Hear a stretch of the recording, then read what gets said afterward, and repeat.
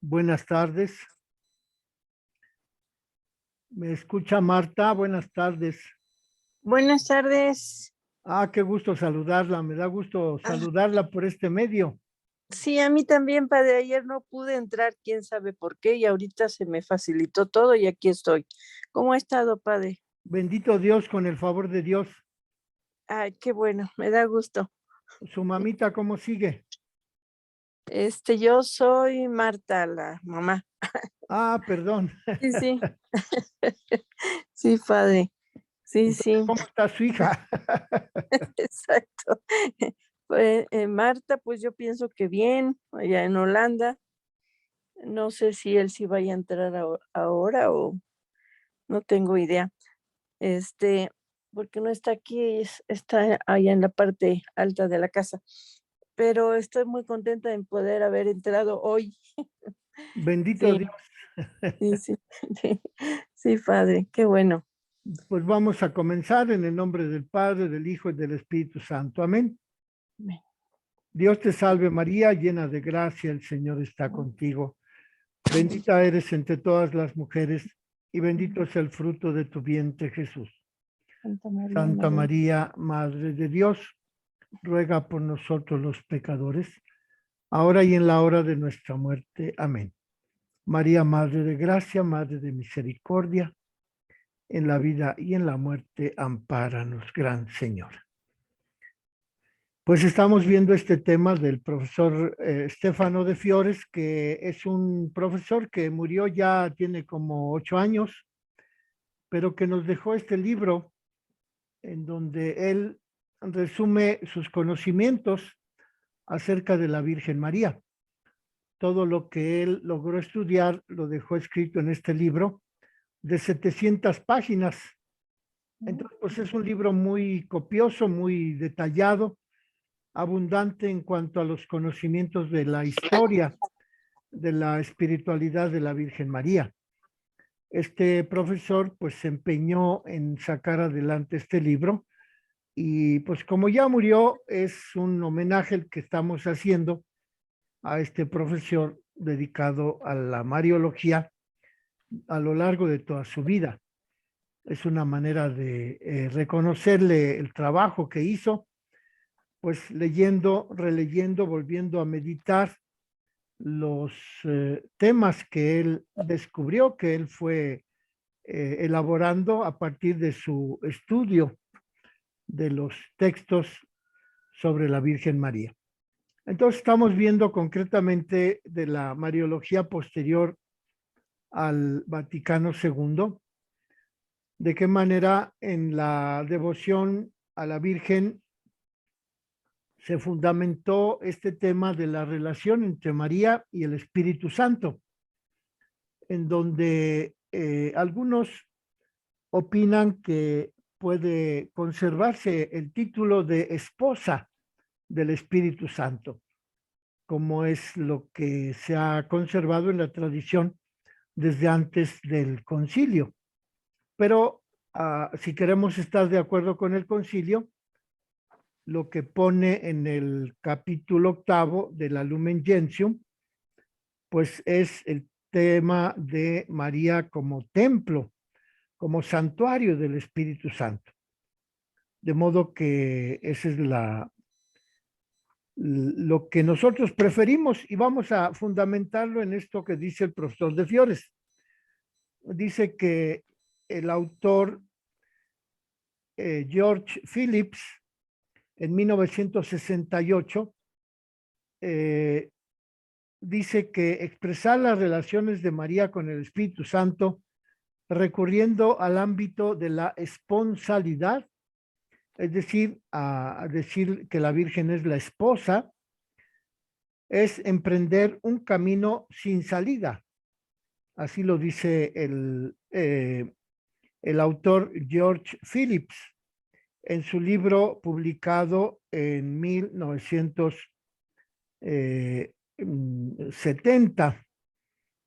Dice que el título de esposa del Espíritu Santo es legítimo porque está claro que la alegoría de la esponsalidad, de que María es la esposa, del Espíritu Santo, esa alegoría es legítima porque mantiene la distinción entre los dos cónyuges, el esposo y la esposa, y la trascendencia divina del Espíritu Santo que da salvo.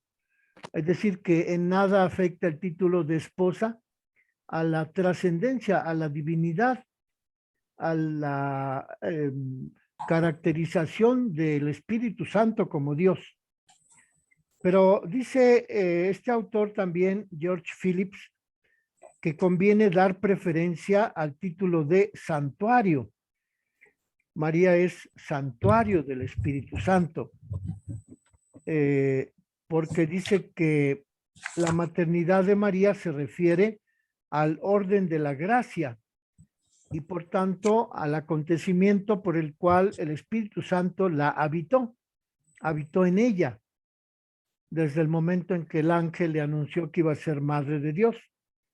Entonces, por ese detalle de que la Virgen, desde el momento en que fue visitada por el ángel Gabriel, fue llena del Espíritu Santo, fue habitación del Espíritu Santo, se propone que el título más adecuado sea santuario del Espíritu Santo.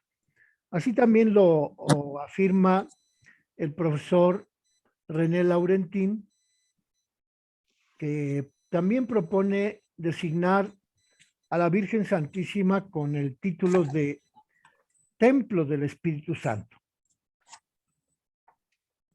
Porque el otro término, esposa del Espíritu Santo, incurre en una ambigüedad del título de María. Entonces que por eso conviene más conservar, como lo hace el concilio, en el capítulo 8 de la Lumen Gentium se refiere a la Virgen como como el templo, como el santuario. No dice allí que sea esposa del Espíritu Santo. Entonces, pues, digamos que esa es la conclusión del estudio que hace el profesor de Fiores en relación con este título de esposa o santuario. Y luego el profesor de Fiores expresa un punto de vista acerca de Santa María del Pueblo. En la página 403 de las hojas que estamos revisando, Santa María del Pueblo. Entonces ya hemos visto que conviene más llamarla santuario del Espíritu Santo que esposa del Espíritu Santo. Y ahora este otro tema de que María puede ser llamada María del Pueblo, porque dice el profesor de Fiores que la religiosidad o la piedad popular sobrevive y a partir de 1970 la piedad popular o la religiosidad popular experimenta una renovación. Dice que es un fenómeno de masas en el sentido de que la fiesta y la ferviente relación con la Virgen hacen que esta designación de Santa María del Pueblo tenga efecto en ese ámbito de la religiosidad popular, porque María se convierte en un símbolo de la pobreza y del sufrimiento del pueblo cristiano. Y por ello conviene llamarla también Santa María del Pueblo. Así también lo refiere un autor protestante de la Iglesia Bautista que se interesó por el aspecto mariano del catolicismo latinoamericano. Este teólogo se sintió impresionado por dos hechos que él mismo escribió en su diario. La misa de la Asunción, celebrada por el obispo Sergio Méndez Arceo en 1971.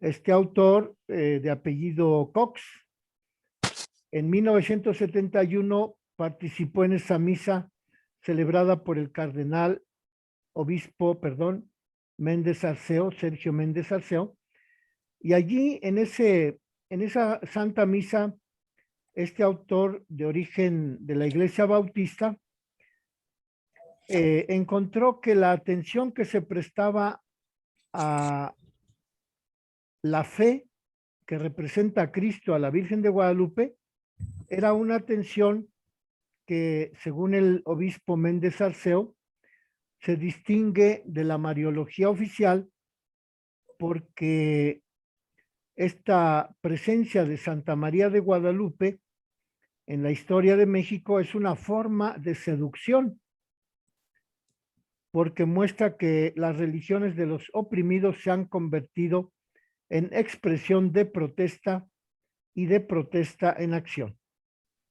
Se trata pues de un valor escondido de la piedad mariana que no debe desdeñarse a causa del abuso oficial que se hace de este valor de la piedad mariana.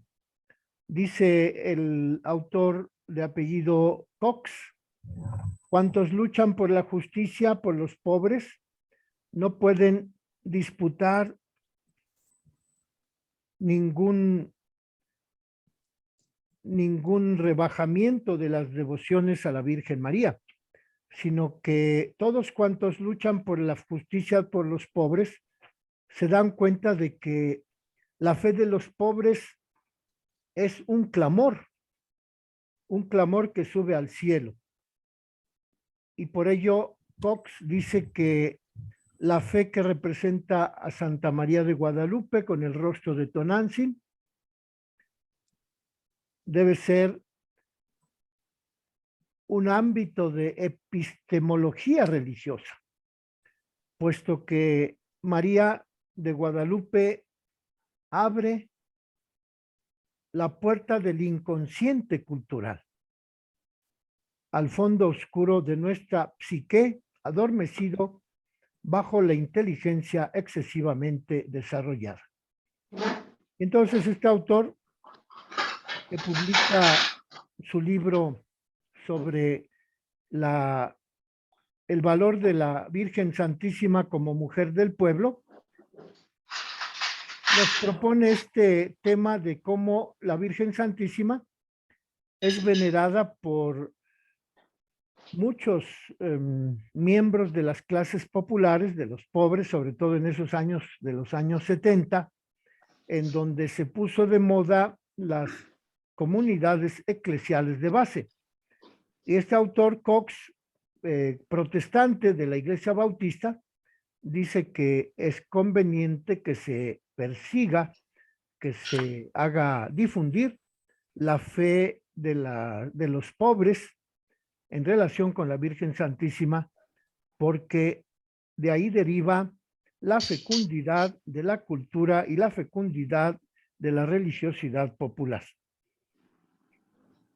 Dice el profesor de Fiores que en Europa también hay muchos estudios en donde se llama la atención acerca de la devoción popular, de los santuarios, de las peregrinaciones, de las poesías, de las leyendas, de las tradiciones.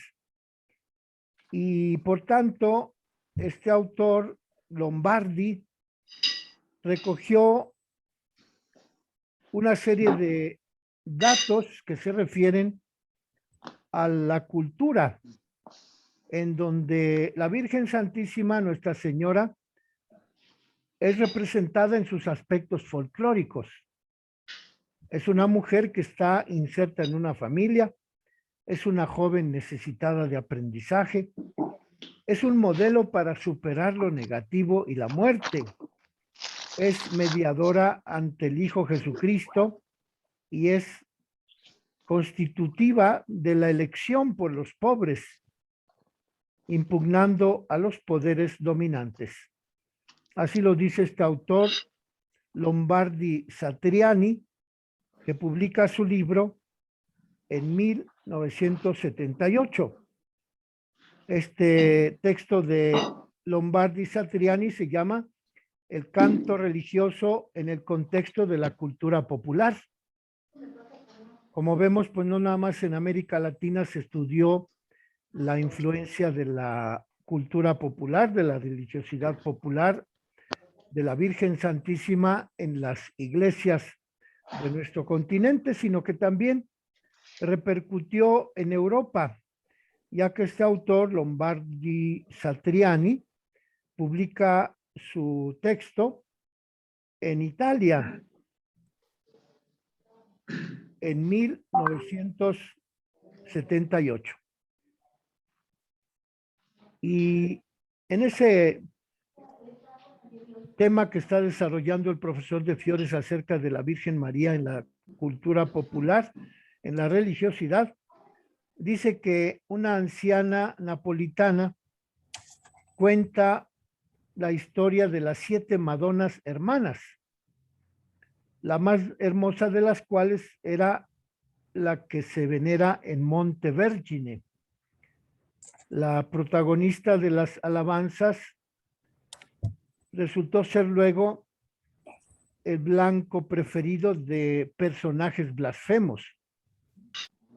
Y entonces sale en defensa el obispo de una ciudad italiana del sur, que reconoce que hay que preservar a la piedad popular contra el riesgo de que en ella se camufle la superstición y la magia. Pero este obispo, Sandro Maggiolini, obispo de la ciudad de Como, en el sur de Italia, se preocupa por poner en guardia contra juicios que destruyen la piedad popular. Así lo dice este obispo Sandro Maggiolini en un texto que publica en 1976. La gente intuye que el cristianismo está impregnado de una dimensión de ternura femenina, junto con el rigor masculino de Jesucristo. Pero la gente intuye muy bien que María no reserva para sí oraciones, sino que esas oraciones y a esos devotos suyos los lleva a su Hijo Jesucristo. También la Virgen intuye que ella ejerce lo que el Papa lo que el Papa dice que es la mediación materna. La gente intuye que Nuestra Señora no es solo término de la oración, sino un estilo de oración, un clima de oración en el que es necesario situarse para decir, como ella le dijo al Señor, el sí para seguir al Señor en la cruz y para seguirlo en la vida posterior. Vean entonces que también este autor, el obispo Sandro Maggiolini, de la ciudad de Como, en el sur de Italia, también propone que se desarrolle la devoción popular a la Virgen Santísima. Así nos lo hace saber en este texto publicado en 1978, que se llama El canto religioso, especialmente mariano, en el contexto de la cultura popular. Pues como ven, estos temas de la cultura popular se desarrollaron sobre todo en los años 70 y posterior también en los años 80. Y acerca de las expresiones folclóricas de veneración a la Virgen, también este obispo dijo cosas muy acertadas, así como también el obispo Giuseppe Agostino.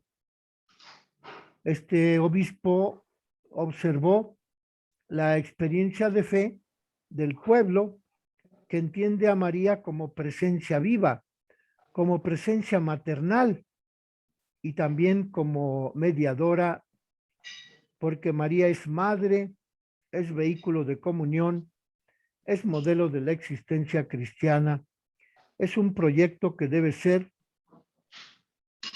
un término de lo que nosotros quisiéramos llegar a ser.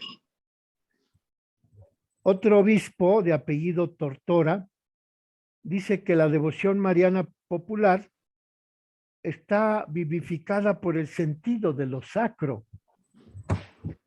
Y allí el obispo Tortora dice que a Nuestra Señora se le ve como persona santísima, dotada de poder sobrehumano y de bondad. A ella se contrapone el devoto en su miseria espiritual y con la necesidad que él tiene de verse curado y de verse ayudado. Son palabras del obispo Tortora, que habla pues de la importancia de la devoción mariana popular, que está vivificada por el sentido de sacralidad. En una palabra, lo que se ha consignado en la oración elevada a Nuestra Señora, sobre todo en los santuarios marianos, nos damos cuenta de que en esas oraciones elevadas a Nuestra Señora en los santuarios marianos, los peregrinos tienen conciencia de hallarse frente a la Virgen Santísima como un ser viviente. Los fieles que participan en los santuarios marianos, en su oración identifican a María como una presencia viva, como una presencia maternal y benéfica. Por tanto, dice el profesor de Fiores que queda pendiente la elaboración de una mariología popular en la que se valoren las intuiciones que el pueblo ha concebido acerca de la Virgen, y en la mariología popular que se injerte la figura de la Virgen en las culturas de los diversos pueblos, y que es una labor de fundamentación que debe incluir el estudio de la Biblia, de la patrística, de la tradición, de las oraciones, de las poesías, de los ritos, de los sacramentales populares. Y ello dice el obispo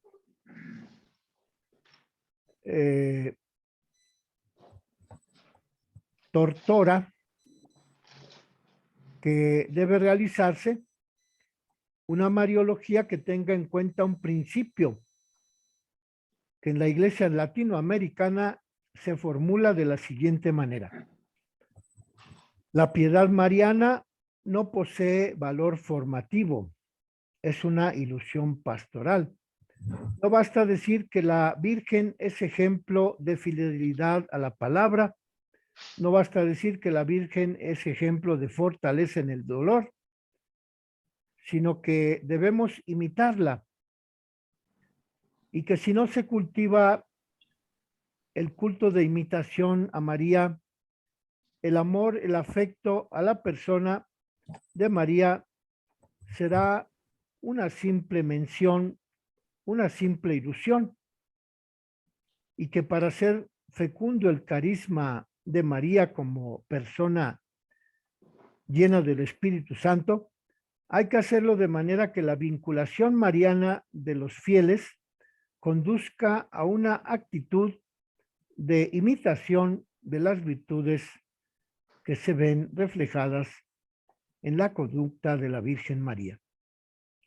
Bueno, pues vemos que este tema de la devoción mariana, en cuanto que el profesor Stefano de Fiores trata este asunto como María en la cultura popular, tiene muchas repercusiones, no solo en América Latina de los años 70, sino también en algunos obispos, en algunos fieles del sur de Italia, en donde también se llegó a reflexionar acerca de la importancia de la práctica de la imitación de las virtudes de la Virgen por parte de la gente del pueblo, por parte de la gente de las diversas iglesias, de las diversas zonas geográficas también del sur de Italia.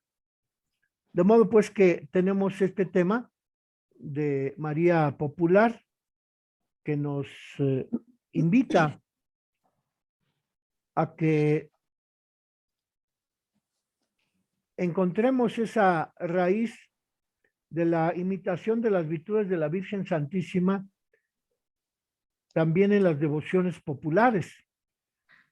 Pues acá en México tenemos muchas devociones populares, pues las danzas, los cantos, los ritos, el incienso, los vestuarios, las fiestas que se aprovechan para danzar frente al santuario de la imagen de la Virgen. Pues todos esos aspectos de la devoción popular, aquí propone el profesor de Fiores que constituya también un elemento de estudio para los creyentes en Jesucristo, porque también es un ámbito en el que se pueden imitar las virtudes de la Virgen Santísima, según lo propone el Concilio Vaticano II, o más adecuadamente el texto de la Marialis Cultus de 1976, en donde el Papa Pablo VI dice que la mejor manera de rendirle culto a María es imitar sus virtudes. Aquí vemos cómo la cultura popular nos propone, nos ilustra, nos ayuda a comprender la imitación de las virtudes de María a través de las tradiciones populares de nuestros pueblos sencillos, de la gente más humilde. Y luego el otro tema que trata el profesor de Fiores es María, esplendor de la iglesia. Entonces hemos visto hasta ahora estos dos temas de María en el aspecto de la relación que establece María con el Espíritu Santo, y que vemos que el Concilio Vaticano II en el capítulo 8 de la Lumen Gentium propone llamarla que sea santuario del Espíritu Santo. Y también hemos visto este otro tema de la popularidad de María como imagen popular de la fe del pueblo, en la que el profesor de Fiores nos pone algunos ejemplos de la devoción popular en América Latina, pero también en el sur de Italia. Y luego concluye el profesor de Fiores con el tema de María como esplendor de la iglesia. ¿Qué significa que María sea esplendor de la iglesia? Dice el profesor que en la teología que se empeña en la tarea de profundizar en la revelación, se sitúa la obra de von Balthasar. Es un teólogo alemán que concede gran espacio a la Madre del Señor.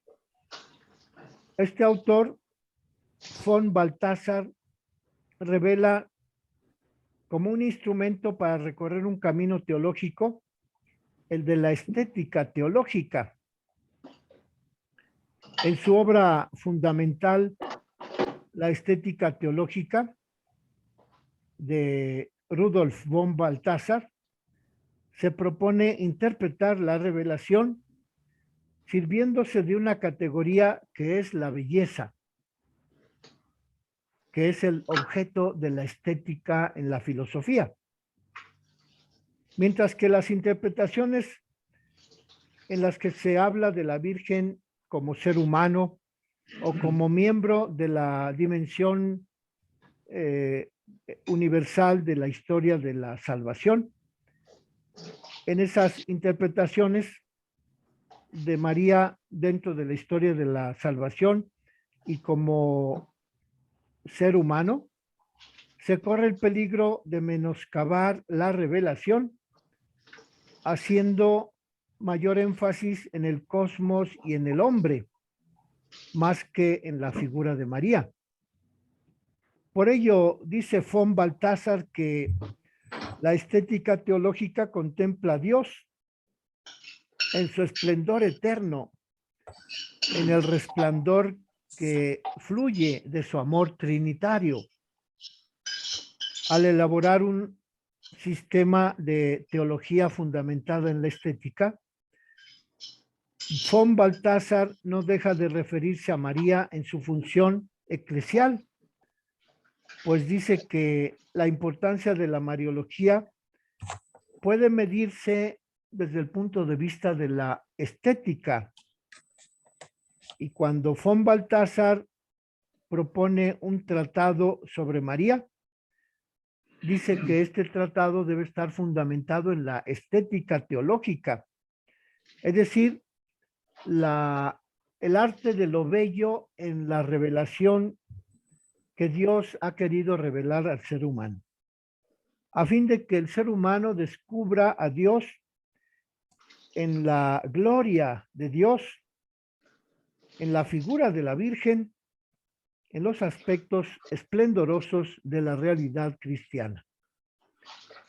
Así, dice el profesor de Fiores, que en contraste con la teología racionalista, la teología que se fundamenta en la estética percibe la figura de María en cuanto tal, y que al convertir la teología en imagen, resplandece la imagen, la idea de lo plausible, de lo hermoso, y se intuye el significado de la imagen de Dios y de la Virgen como si se tratara de una obra de arte. Y así la figura de la Virgen se nos muestra como una imagen con valores estéticos relativos a la belleza, como obra de arte de Dios. Por ello, la esencia de María es como un material que está a disposición de la acción divina, y la vida de María debe considerarse como el prototipo de lo que Dios realizó como obra divina, y puede volverse en materia humana que no se opone a la obra divina de Dios. Von Balthasar recurre a la estética de Fichte y de Hegel, en donde von Balthasar subraya que la figura de María puede describirse en términos de la estética de la siguiente forma: la imagen de María no puede atacarse porque para los creyentes posee el valor de un tesoro de belleza incalculable. Aunque no se comprenda como imagen de la fe, sino únicamente como símbolo interpretado por categorías humanas universales que tienen que ver con la valoración de lo bello, del arte, de la expresión de Dios como manifestación de la belleza divina. Por ello, en la esfera cristiana, el significado de María es una realidad compleja que no puede revelarse de una manera completa acerca de María. La Iglesia encuentra arquetipos en cuanto a la función jerárquica de la Iglesia, pero también encuentra arquetipos en las figuras de las mujeres de la Biblia. Pero la particular posición de María puede encaminar al creyente hacia una respuesta integral de fe, porque lo predispone a dar una respuesta definitiva de su actitud de fe respecto a la belleza que se refleja de Dios en la Virgen Santísima. De modo pues que podemos dejarle aquí esta explicación de la belleza al servicio de la fe, de la religiosidad sobre María, según lo que nos explica este autor, el profesor de Fiores, llevándonos hasta las alturas de la conceptualización de Hans Urs von Balthasar, quien nos habla de la estética de María como fundamento de la devoción a ella. Vamos a concluir aquí en el nombre del Padre, del Hijo, del Espíritu Santo. Amén. Amén. Y disculpen, el próximo miércoles, jueves y viernes no voy a poder estar con ustedes. Sí. Nos veremos hasta